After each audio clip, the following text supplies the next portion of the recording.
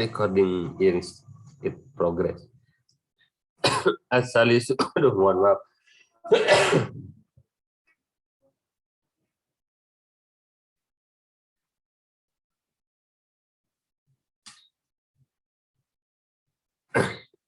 Asalisu yang ketiga, mashul wajhi, mengusap wajah. Ar-rabi'u yang keempat, mashul yadaini, mengusap dua tangan.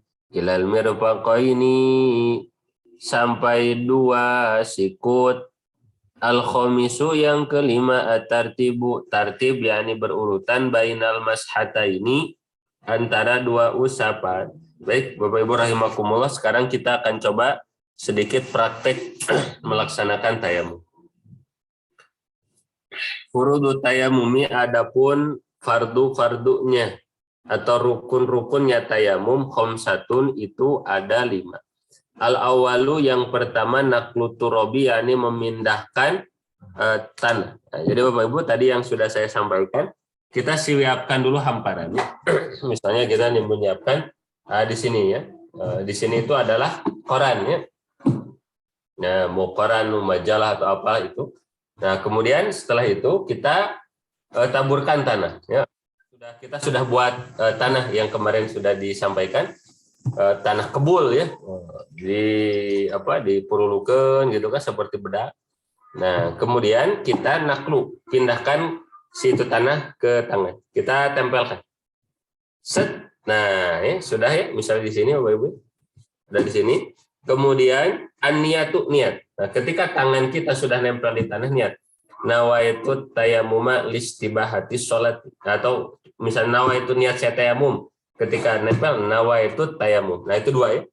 Kemudian yang ketiga adalah mashul wajhi. Nah, kemudian usap wajah. Nah, sunnahnya Bapak Ibu ya, ketika ditempel diketerukan lah. Truk. Nah, sunnah seperti itu. Diketerukan. Karena apa? Kalau baru ditempel langsung ke wajah nanti mirip dakocan ya. Mirip sari pohaci ya. Dia tempel, keterukan lah. Tapi ini sunnah, ini bukan rukun ya. Tempel, gitu kan, keterukan sedikit, kemudian usapkan ke wajah sampai merata. Sampai seluruhnya. Jangan sampai ada yang menghalangi. Nah, sampai seluruhnya ya. Dan tidak boleh lepas tangannya. Ya. Jadi tidak boleh misalnya, dan ini belum rata, kemudian lepas tangannya. Nah, ini harus ngambil lagi ya. Jadi tangannya nempel gitu kan. Kemudian usap terus, ini tangannya tidak boleh lepas. Terus sampai rata. Tidak boleh lepas dari wajah. Ya, tidak boleh lepas ya. Nah, beres ya. Kemudian yang keempat yakni ke tangan. Nah, yang ke tangan harus nempel lagi, tangannya ke tangan. Tempel, gitu kan? Tempel. Set, gitu. Kita ambil dari sini. Tuh. Sini. Nah, saya ulangi dari sini, Bapak Ibu. Ini tangan kanan, ya. Ini tangan kanan saya. Dimulai saya usap menggunakan tangan kiri. Nah, jadi tangan kiri itu nanti ada dua bagian, yang sini, bagian sini dan bagian sini. Kita awali mengusap punggung tangan kanan saya dengan menggunakan jari kiri. Nah, jadi dari ujung ini, ya ini ya. Oh, terus, ya. Ini. Nah, kemudian dibalikan, baru menggunakan yang ini. Dan arahnya ke jempol tangan kanan, bukan ke sini. Bukan ke sini, karena di sini nanti ada turob yang masih tohir. Nah, harus ke sini. Jadi ke sini. Nah, gitu. Jadi ulangi dari sini gitu kan. Tuh, Nah, kemudian dilepas dulu jamnya. Nah, ini kan belum terganggu tuh. Ini belum terganggu, pakai untuk yang kiri. Sini. Tuh. Sini. Beres. Nah, ini yang waktu dulu diijazahkan. Tapi kalau bingung-bingung tuh kumaha, bebas gitu dah. Bingung-bingung tuh gitu ya. Yang penting apa? Rata. Udah beres. Tayamum itu seperti itu, sederhana saja. Kemudian al-khamisu tartib, yakni tartib itu harus wajah dulu baru tangan, tidak boleh tangan dulu baru wajah. Simpel dan sederhana Bapak Ibu. Dan yang namanya tayamum sebagai pengganti wudhu dan tayamum sebagai pengganti mandi wajib itu sama ya. Tidak dalam artian kalau untuk wudhu seperti itu wajah dan tangan, Nah, kalau untuk mengganti mandi wajib, buka baju, gelitikan di atas pasir misalnya, tidak seperti itu Bapak Ibu ya. Nah, itu untuk rukun-rukun tayamum. Nah, kita akan masuk kepada poin yang terakhir. Semoga kita akan terbahas yang Sohibul Jabiroh, karena pentingnya mempelajari tayamum itu diantaranya adalah sebagai solusi bagi kita yang ada perban di anggota wudhu, ya, karena nanti perban itu ada perban bukan di anggota wudhu, ada perban di anggota wudhu sunnah, ada perban di anggota wudhu rukun. Nah, ini yang ada perban di anggota rukun wudhu itu yang memang perlu rada apik, karena salah wudhunya nggak sah nanti wudhu. Yang selanjutnya, mubtilatu tayamumi, yakni pembatal tayamum. Satu pasal lagi Bapak Ibu ya. Bismillahirrahmanirrahim. Mubtilatu tayamumi, adapun pembatal-pembatal tayamum, salah satu itu ada 3. Mubtilatu tayamumi, adapun pembatal-pembatal tayamum, salah satu itu ada 3. Yang pertama, abtola, yang membatalkan al-wudu'a kepada wudu.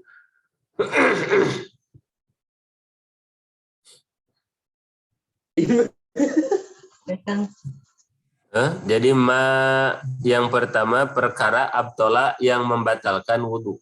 Jadi kalau ketika beres tayamum kemudian melakukan pembatal wudu yang 4 ya, baik keluar dari lubang depan atau lubang belakang, bersentuhan bukan mahram ya, menyentuh kubulan, dubur atau hilang akal, beres tayamum melakukan yang 4 ini, maka batal juga tayamumnya. Karena yang membatalkan wudu otomatis membatalkan tayamum. Ma'abtolal wudu'a.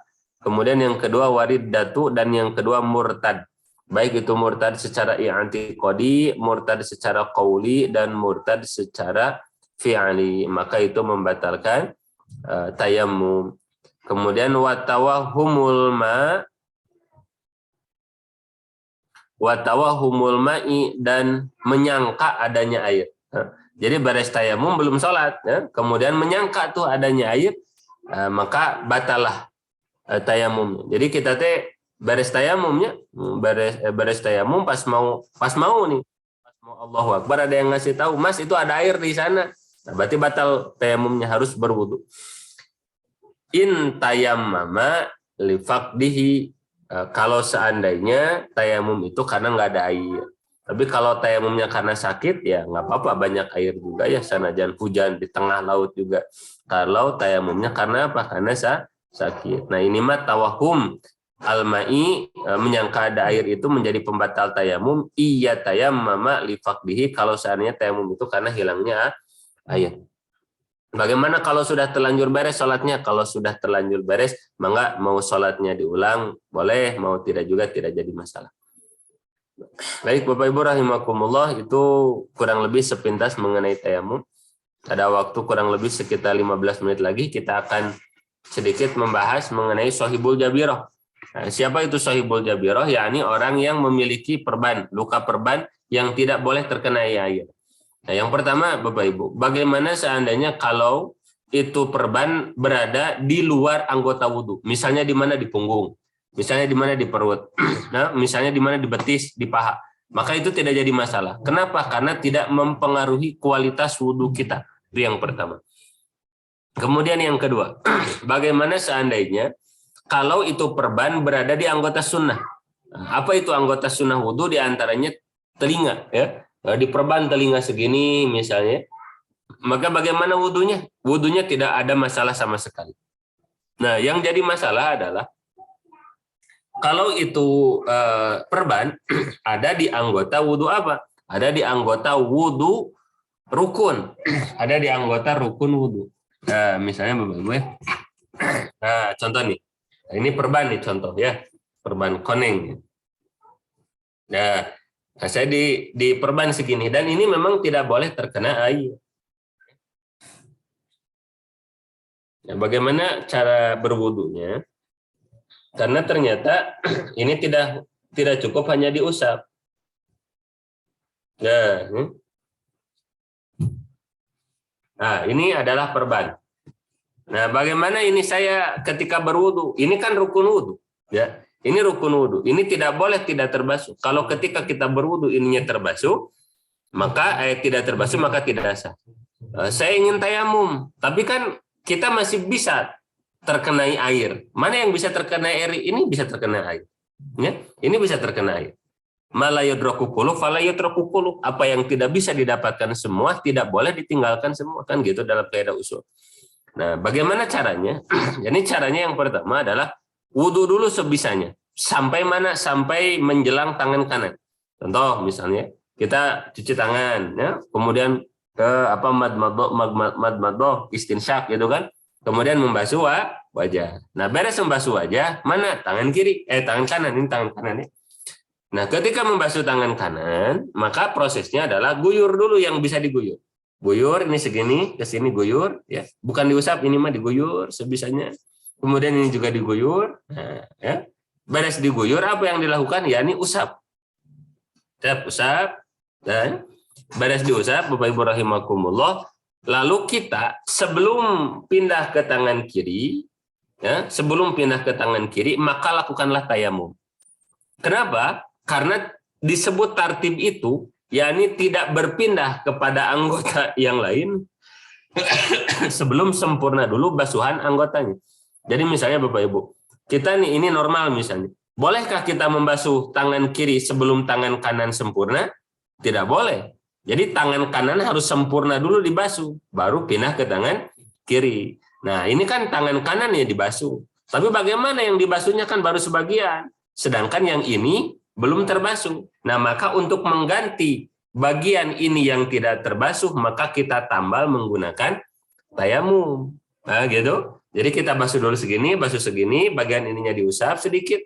Nah, kemudian kita tayamum dulu. Set, wajah gitu kan. Set, tangan, beres tayamum, baru guyur tangan kiri, baru ke kepala, misalnya telinga, kaki kanan, kaki kiri, beres sempurna. Jadi yang sahibul jabirah khusus di anggota wudu rukun itu harus mixing berarti ya dua tata cara, yakni memixing antara wudu dan tayamum. Jadi fungsinya tayamum adalah menambal ini yang tidak terbasuh wudu. Aduh, bagaimana ya lukanya teh dua? Ya beda ya. Lukanya teh dua ya, tangan kanan dan tangan kiri. Ini contoh ya pakai sorban ini. Tuh, dua ini teh lukanya teh gimana? Nah, berarti tayamumnya berapa Bapak Ibu? Dua tayamum nage. Kumaha carana? Jadi nanti setelah membasuh wajah, basuh ini kanan dulu. Setelah ini dibasuh yang terlihat kulitnya, ini usap sedikit baru tayamum. Baris tayamum berarti pindah kemana? Ke tangan kiri. Tangan kiri sama tadi seperti tangan kanan, basuh yang bisanya gitu kan. Kemudian yang ini diusap, lalu ganti tayamum, baru pindah kemana? Ke kepala, telinga, baru kaki kanan, kaki kiri gitu. Bagaimana di kaki juga ada perban? Sama berarti 3 tayamumnya. Di kaki juga sebelahnya juga ada tayamum, berarti 4 tayamumnya seperti itu. Jadi fungsi tayamum juga diantaranya adalah menambal ini yang tidak terbasuh. Nah, contoh misalnya siapa, kadang kan nih di antara kita nih suka ada santri yang terkena penyakit mata ikan. Nah, kan terkena mata ikan tuh misalnya di kaki kanan.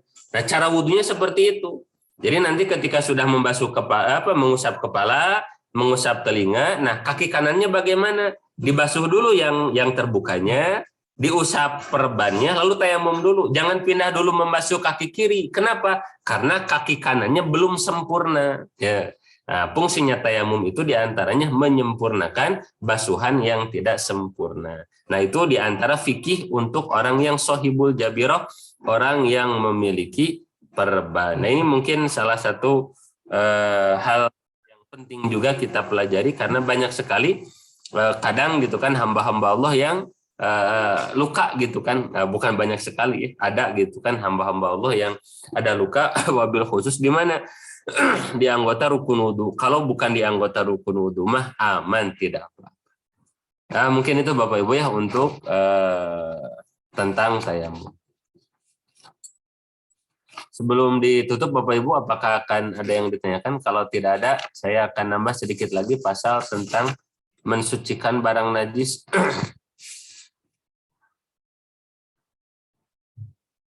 Assalamualaikum Ustadz, izin bertanya bagaimana hukumnya jika sholat menahan buang angin? Jazakallahu khair. Baik, kalau buang anginnya itu reaksi ya, pembukaan satu, pembukaan. Kalau reaksi ingin buang airnya itu dimulai dari sebelum sholat, maka hukum sholatnya makruh.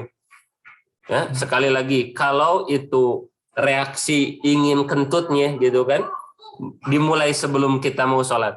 Jadi ketika kita misalnya beres wudhu, kemudian kita akan sholat, tiba-tiba qomat. Ya, ketika iqomah, perut teh ingin kentut kita teh. Lalu kita sayang ingin dapat takbiratul ihramnya imam, lalu kita mendahulukan berjamaah gitu kan, sedangkan perut kita dalam menahan kan kentut, maka kita melakukan perkara makruh, maka sholat berjamaahnya nanti berkurang.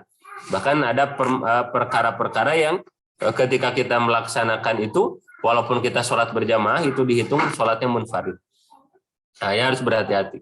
Jadi sayang Bapak Ibu ya, kita sholat berjamaah namun pahalanya habis. Ya, berkurang gitu. Kenapa? Karena ya kita menahan perasaan ingin buang air kecil. Karena di antara makruhatus sholat ya, satu menahan buang air kecil, menahan buang air besar, menahan lapar gitu kan. Itu di antara perkara-perkara yang makruh dalam sholat. Tapi tentang perkara menahan lapar juga itu ada syaratnya. Ada 3 kurang lebih ya, disebut lapar menahan menahan lapar ketika sholat itu makruh, syaratnya 3. Yang pertama yakni makanannya sudah terhidang. Ya, jadi ketika ada seorang suami pulang gitu kan, Neng ada makanan tidak? Ada bah, itu lihat nasi liwet sudah mateng gitu kan, jambar rotina baru digoreng, sambal tarasi dadakan, gurih-gurihnya gitu kan, kemudian lalap daun sampo sudah siap. Lalu sang suami itu lebih memilih sholat, padahal perutnya lapar, maka itu makruh. Nah, makan dulu saja, makan dulu. Ya. Jadi syarat yang pertama, kalau kita makanannya sudah terhidang, makruh sholat dulu. Kemudian yang kedua, kitanya dalam keadaan lapar. Nah, kalau makanannya sudah terhidang tapi kitanya masih kenyang, ya sholat dulu, nggak apa-apa. Tapi sudah makanannya ada, kemudian kita lapar, kita sholat dulu. Wah itu kemungkinan ketika Allahu Akbar itu ngebayang-bayang itu jambar roti hibarnya. Nah, kemudian yang ketiga apa? Waktu sholat masih muasa, masih luas. Ya, walaupun kita dalam keadaan lapar, makanannya sudah ada, tapi waktu asar tinggal 5 menit lagi, maka kita sholat dulu. Gitu. Tapi kalau misalnya mohon maaf Bapak Ibu ya, kita sudah lapar, makanannya sudah terhidang, waktu masih luas, lalu kita mendahulukan sholat dulu, maka itu makruhatus sholat, mengurangi pahala sholat. Nah gitu.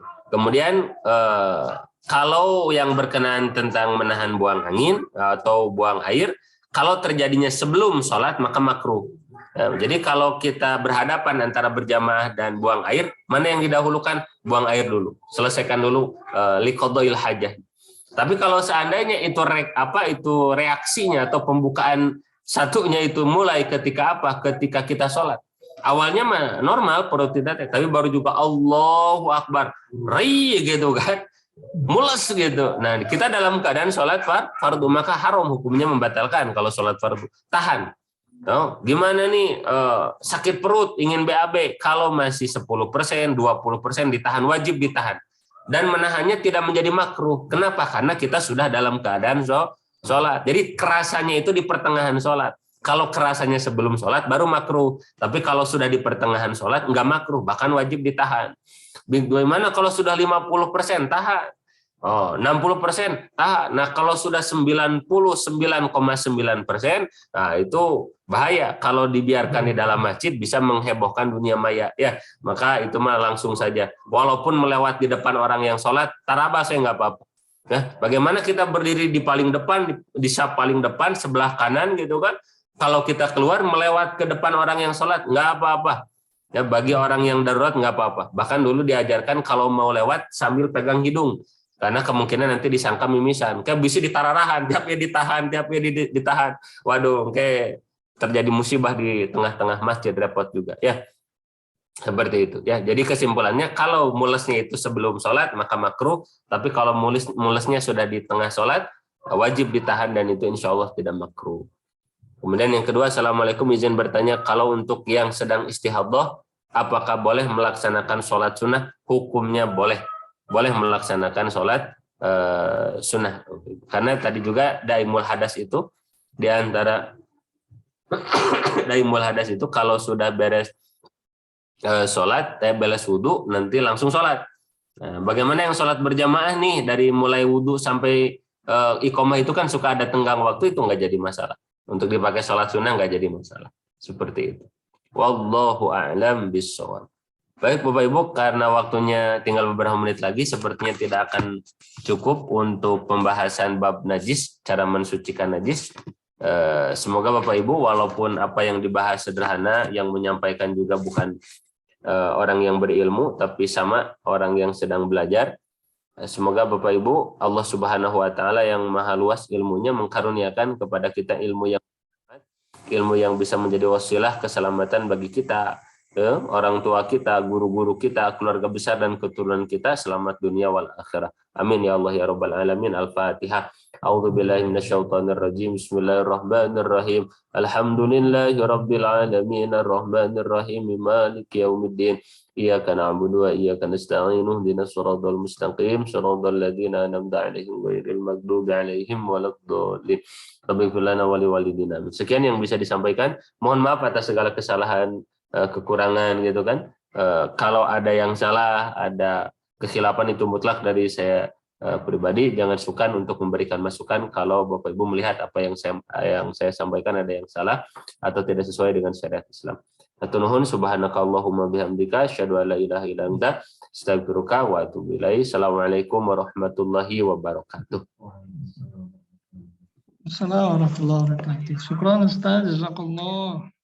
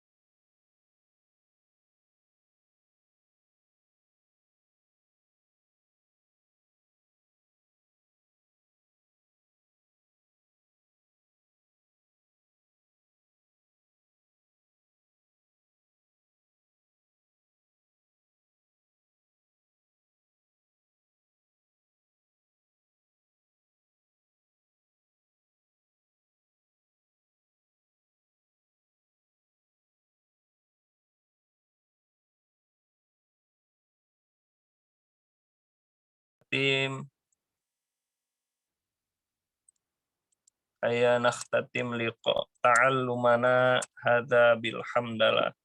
Alhamdulillahirabbil alamin. Terima kasih atas perhatiannya. Wabillahi taufiq wal hidayah. Wassalamualaikum warahmatullahi wabarakatuh. Waalaikumsalam warahmatullahi wabarakatuh. Jazakallahu khairan.